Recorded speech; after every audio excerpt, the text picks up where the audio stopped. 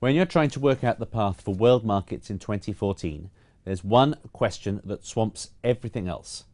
How will the Federal Reserve continue the process of exiting its QE bond purchases, and how will the bond market react? Now, 2013 ended with huge ballyhoo as the Fed started to taper off those bond purchases. But it left a lot up in the air, and perhaps it shouldn't have come as such a surprise. I thought for some time that Ben Bernanke would want to do it before he left, to basically show that with the new chairman is not doing something radical and new in either direction, that it's fully supported by the old and the new one, and so represents continuity. It accompanied the taper by virtually promising to leave interest rates at zero for all of 2014, and how fast it cuts down on its bond buying programme will depend on the data, how fast inflation and unemployment improve. The long-standing fear has been that as the Fed removes support from the bond market, yields could shoot up. The Fed is going to great lengths to avoid this, but bonds have been in a bull market for as long as anyone trading them now can remember. Once that stable downward trend finally breaks, traders could panic. Also, foreigners have started to reduce their purchases. Maybe they'll sell more. And there is the experience of 2013, when the mere talk of tapering off bond buying prompted Treasury yields to double, roughly, to 3%. So could bond yields spike much higher? I don't think that that's the base case scenario, for the primary reason that the labor market's still quite weak.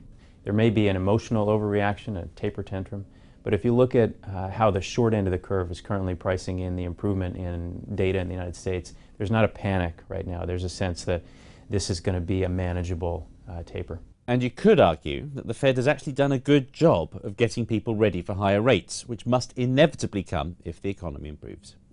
One thing that's interesting about 2013 was it was a bit of a test run. I think the bond market, because of the Fed's intervention, was completely mispriced, and now it's much less so. There's an important lesson in there, by the way, for investors and for our clients and for your viewers, which is to say that if I were to ask my granny why she owns bonds, she would tell me it's because they're safe. And we've come to learn now altogether that bonds aren't safe. In the context of rising interest rates, they can be pretty dangerous. Now, some even think that despite the Fed's guidance, we could yet see rates rise before the end of 2014.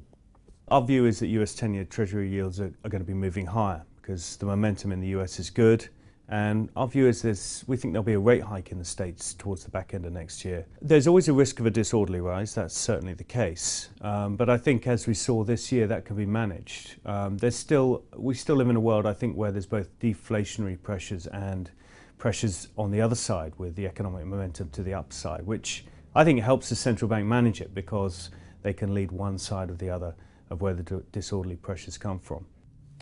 But in general, it's hard to find people forecasting a drastic bond sell-off. Almost everybody expects 10-year bond yields to end 2014 with a 3 handle, above 3 but still below 4%.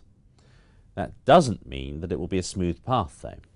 When we look at monetary policy, we've got to understand we're exiting the greatest monetary experiment in history.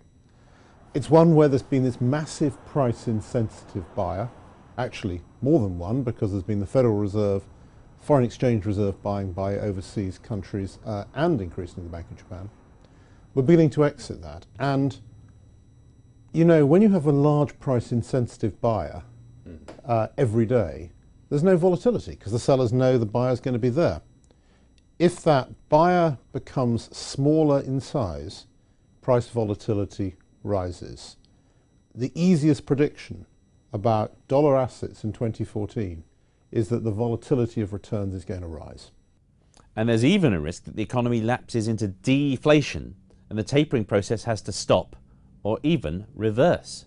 There's no doubt. It's quite possible. It depends a bit on what happens globally. But yes, it seems to me that it's very uncertain that they're going to be able to pull this off. We are in completely uncharted territory in terms of monetary